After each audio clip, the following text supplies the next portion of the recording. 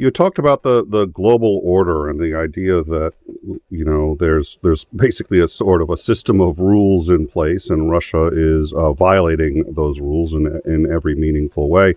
It almost sounds like sort of what was often talked about in the Cold War, this idea of, the blue versus red, the U.S. versus the Soviet Union, and the fact that it was really two competing ideologies. Are we still in that state? And how destabilizing would it be in terms of that ideology, but also in terms of, say, grain shipments or the control of ports in Crimea by the Black Fleet? How destabilizing would it be for Crimea and Ukraine to fall into and remain in Russian hands?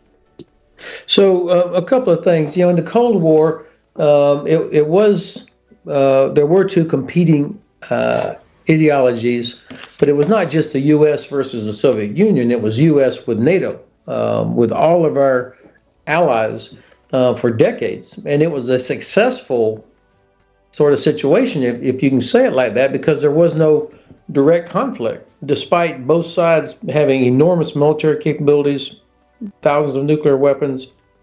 We actually still were able to have some sort of interactions. The war was prevented, hot war was prevented, because we demonstrated that we were prepared. We were going to spend whatever it took to do exercises, maintaining force, and the Soviets could not challenge that, would not challenge that.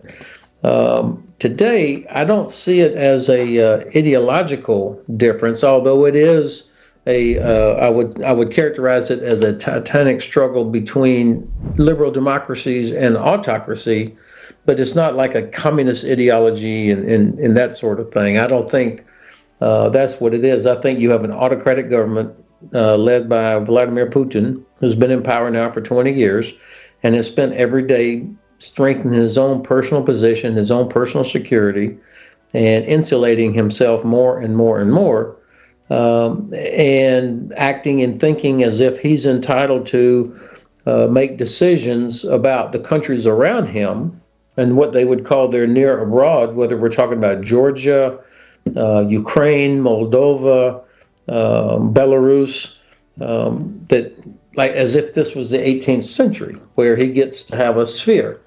And that's kind of what's at stake now. They really he hates this rules-based order where people respect borders and sovereignty and respect international law. And you'll have already spotted, I'm not a lawyer, but I think we know that international law really is what the international community says it is.